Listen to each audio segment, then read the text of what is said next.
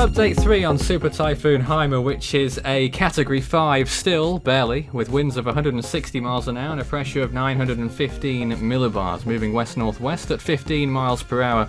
Position right now 16.1 degrees north, 125.5 degrees east. That's as of 3 a.m. UTC this October 19th, and the storm could strike the coast of Luzon at a Category 5 intensity. Though the way it's been going recently, it has been on a slight weakening trend, but that does not detract from the storm itself. Signal 3 warnings are in effect for parts of the coast of Luzon, with Signal 1 and 2 warnings in effect for large parts of the rest of the island as well. The storm could make a big landfall on the east coast of Luzon and then weakening, and then the storm could make landfall still as a typhoon in China, probably Category 1 or 2, before weakening substantially as it moves inland, and may still just about make it into the East China Sea as a tropical entity. So here's the sea surface temperatures, very warm right now. That will remain the case pretty much all the way until its final, we assume, landfall in China. You can also see Tropical Storm Sarika on the left hand side there, which is rapidly waning as it moves into Vietnam. There's the wind shear graphic, and you can see here, this is important, that wind shear is on the rise to the west of Haima, and that may weaken the storm possibly significantly, we would hope, before landfall in Luzon, but nonetheless it's going to be a very strong landfall, and there could be typhoon force conditions over a large area when it does arrive.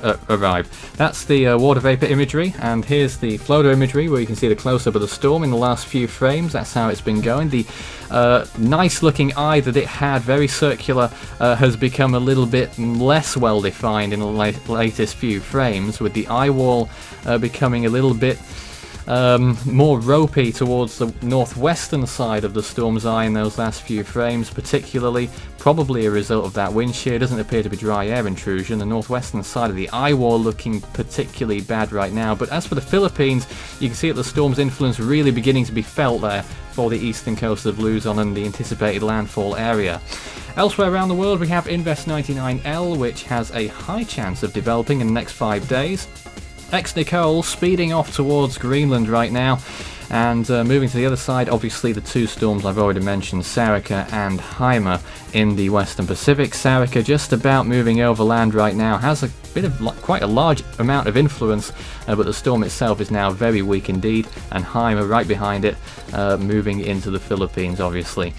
It's the 72nd storm, or we've seen 72 storms so far in 2016 around the world, and this year 36 Category 1 typhoons or their equivalents, and 21 have gone on to become Category 3 storms or their equivalents. That's 115 miles per hour or higher. That's ranked 63rd so far, but still just over 2 months to go of the year, and it will probably go up that table as time goes on.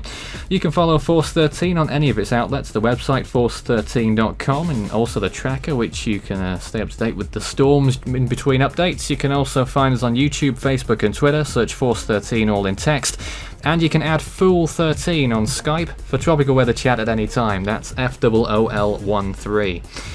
It's likely that we'll be going live on Wednesday evening, as it is in the Philippines, to cover the landfall of Haima and obviously the anticipated effects, so stay tuned for that, but until then, that's all for now.